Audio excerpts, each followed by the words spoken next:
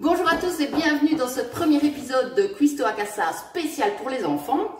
Je vous présente le chef pour les enfants qui s'appelle Tibor. Alors, qu'est-ce qu'on va préparer aujourd'hui? Des tartelettes aux pommes. Aux pommes avec une pâte d'amande dans le fond, c'est ça? Oui. Alors, la première étape, c'est déjà... J'explique la première étape, comme toi tu feras la suite.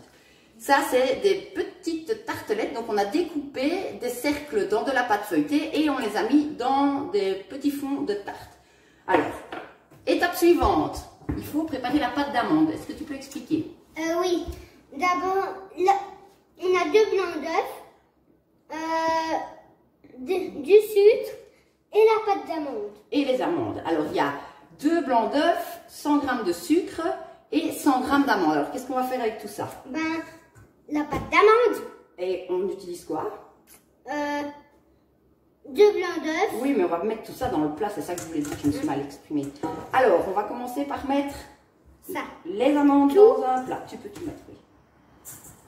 Voilà. Ensuite, le sucre.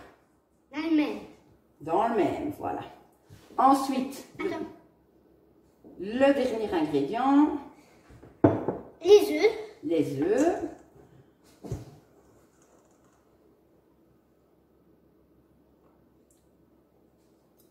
Voilà.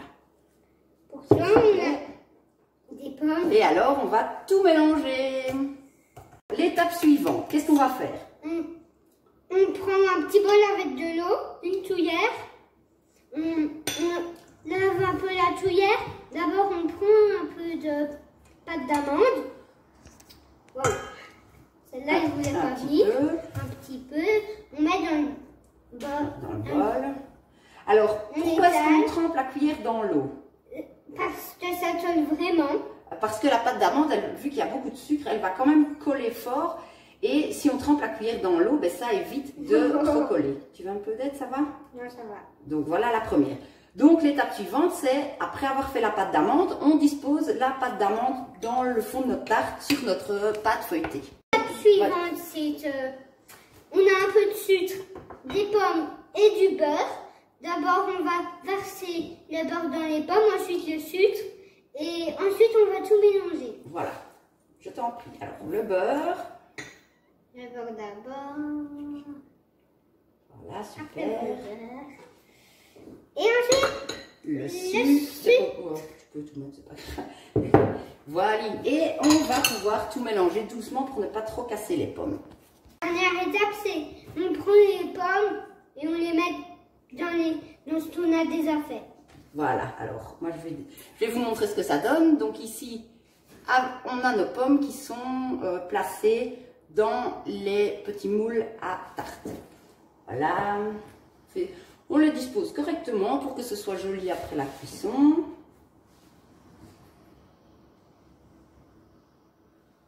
Maintenant, on met tout sous gratterie. Donc une fois qu'on a fini de remplir tous nos petits moules à tarte, on les met sur une grille. Et qu'est-ce qu'on va faire après? Les chauffer. Les chauffer où? Dans le four. Dans le four, tu sais à combien de degrés? Non. C'est 180 degrés, un petit quart d'heure. Donc on va mettre notre tartelette dans le four et on revient dans quelques instants pour voir le super résultat. Si vous voulez, vous n'êtes pas obligé de faire le même nombre que nous. Oui, on peut en faire plus ou moins. C'est un peu comme vous voulez. Voilà, on se retrouve dans quelques instants, à tout de suite. Voilà, nous revoilà.